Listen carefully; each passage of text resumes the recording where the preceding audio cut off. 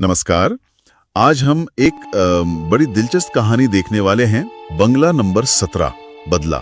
जी, ये कहानी है मुंबई की और इसमें दोस्ती, मजबूरी और कुछ अनएक्सपेक्टेड चीजें हैं। हाँ, कहानी है 3 दोस्तों की, विक्रम, सुनील और जॉन। ये मुंबई आते हैं नौकरी की तलाश में। लेकिन मुंबई बड़ा शहर है और शुरुआत में मतलब न नौकरी मिलती है न रहने का ठिकाना। सही बात है, भटकते रहते हैं बेचारे, पैसे भी लगभग खत्म, काफी निराश हो जाते हैं। हाँ, यहीं पर उनकी हताशा दिखने लगती है और तभी एक बिल्डिंग का चौकीदार है, वो उनको देखता है। उसको तरस आ जाता है। बिल्कुल। वो फिर उनकी मदद करता है, अपने एक दोस्त से बात करके जो बंगला नंबर 17 में काम करता है। अच्छा, बंगला नंबर 17। और उस बंगले का मालिक परिवार के साथ 2 महीने के लिए बाहर गया होता है। हाँ, तो चौकीदार इनके रहने का इंतजाम वहीं करवा देता है। एक तरह से सिर छुपाने की जगह मिल जाती है। वो तीनों दोस्त उस आलीशान बंगले में पहुंचते हैं।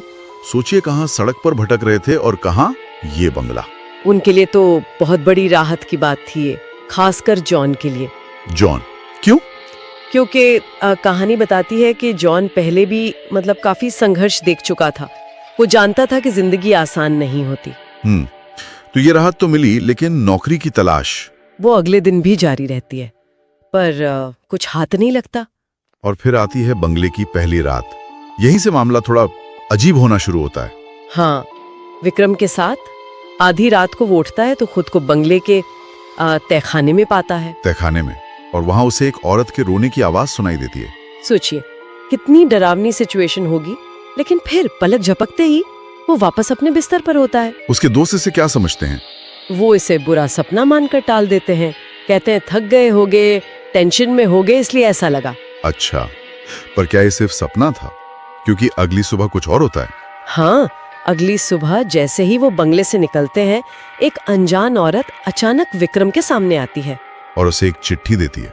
जी, चिट्ठी में एक पता लिखा होता है और कहा जाता है कि वहां जाने से काम मिल जाएगा। और फिर वो औरत गायब, जैसे आई थी वैसी चली गई, एकदम रहस्यमयी तरीके से। ये तो बहुत अजीब है। मतलब कौन थी वो औरत और चिट्ठी? यही सवाल उनके मन में भी आता है, लेकिन जरूरत इतनी बड़ी थी कि वो उस पते पर जाने का फैसला करते हैं। और वो पता निकलता है एक बड़ी कंपनी के ऑफिस का। हाँ, वहाँ मैनेजर चिट्ठी देखता है तो हैरान रह जाता है। क्यों?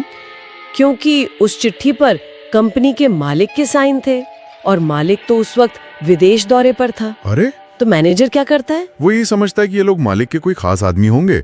शायद मालिक ने विदेश जाने से पहले ये चिट्ठी दी हो, तो वो उन्हें काम पर रख लेता है। लेकिन कहानी यहीं खत्म नहीं होती। इसके बाद जो होता है वो तो और भी चौंकाने वाला है।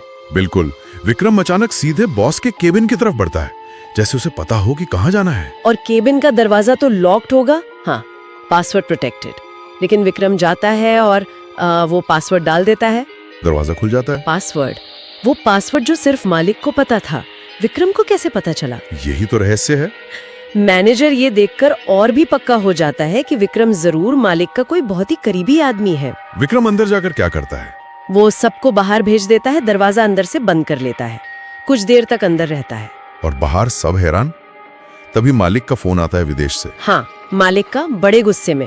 वो मैनेजर को कहता है कि उसके ऑफिस का कंप्यूटर अभी अभी किसी ने इस्तेमाल किया है, उसे कोई एक्सेस कर रहा है। वो भी विदेश से पता चल गया उसको? जी, वो मैनेजर को फौरन अंदर जाकर रोकने को कहता है। मैनेजर अंदर जाता है तो देखता है कि विक्रम वहाँ बेहोश पड़ा है। बेहोश? और जब उसे होश आता है तो उसे कुछ याद नहीं होता, न ऑफिस आना, न कैबिन में जाना, न पासवर्ड डालना, कुछ भी नहीं। तो आखिर ये सब क्या था? ये कौन कर रहा था? यहीं पर कहानी का मतलब असली राज खुलता है। क्या राज? पता चलता है कि वो जो बंगला नंबर 17 है, वो पहले उसी कंपनी के बॉस का था। अच्छा। हाँ, और बॉस ने वो बंगला अपनी ऑफिस की ही एक लड़की के लिए खरीदा था। उसके साथ बॉस का नाजायज रिश्ता था। ओह। लेकिन बॉस तो शादीशुदा था। जी हाँ। और उसे डर था कि ये लड़की कहीं उसके लिए खतरा ना बन जाए, तो उसने चुपके से उसकी कुछ मतलब निजी वीडियो बना ली, ब्लैकमेल करने के लिए शायद। ये तो बहुत घटिया हरकत थी। बिल्कुल। फिर जब उस लड़की को इस बारे में पता चला तो जाहिर है उनमें झगड़ा हुआ होगा। और झगड़े में लड़की के सिर पर चोट लगी और उसकी मौत हो गई। मौत? तो बॉस ने क्या किया? पुलिस को बताया? नहीं, उसने इसे हादसा दिखाने की कोशिश की या शायद डर गया और उसने लड़की की लाश को उसी बंगले के गार्डन में दफना दिया। गार्डन में? उसी बंगले के? हाँ, अब सारी कड़ियां जुड़ती हैं देखिए। कैसे? जब विक्रम गार्डन में घूम रहा था तो अनजाने में उसका पैर उसी जगह पर पड़ गया जहां वो लड़की दफन थी। तो उससे क्या हुआ? कहानी के हिसाब से उसी वक्त उस लड़की की आत्मा का संपर्क विक्रम से बन गया और वो आत्मा विक्रम के शरीर में प्रवेश कर गई। क्या मतलब विक्रम पर उस लड़की की आत्मा का कब्जा हो गया था?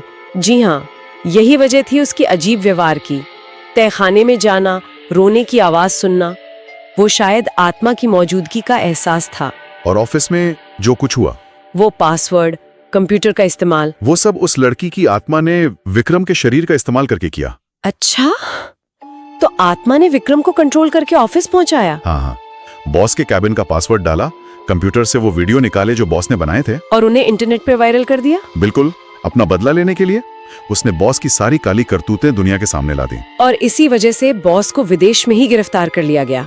जी, उसका पर्दाफाश हो गया। लड़की के आत्मा ने मरने के बाद अपना बदला ले लिया। वाह, क्या कहानी है। मतलब 3 दोस्तों की जरूरत की कहानी कहां से शुरू हुई और कहां पहुंच गई। संघर्ष, एक अजीब सा मौका, फिर ये अलौकिक घटना और आखिर में बदला। हाँ, ये दिखाता है कि कैसे कभी-कभी अनजाने में लोग किसी और की अधूरी कहानी का हिस्सा बन जाते हैं।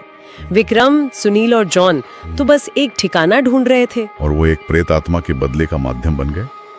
उनके लिए तो ये एक बुरा सपना जैसा ही रहा होगा, जिसे वो शायद भूलना चाहेंगे। यकीनन। और ये कहानी सुनने वालों के लिए एक सवाल छोड़ जाती है। क्या सवाल? कि क्या वाकई कुछ अन्याय, कुछ अधूरी इच्छाएं इतनी ताकतवर होती हैं कि वो मौत के बाद भी अपना रास्ता ढूंढ लेती हैं, जैसा इस कहानी में हुआ। सोचने वाली बात है। और ये भी कि विक्रम ही क्यों वो उस आत्मा का माध्यम बना? क्या ये सिर्फ एक इत्तेफाक था? शायद, या शायद कहानी हमें यही सोचने के लिए छोड़ देती है कि कुछ चीजें हमारी समझ से परे होती हैं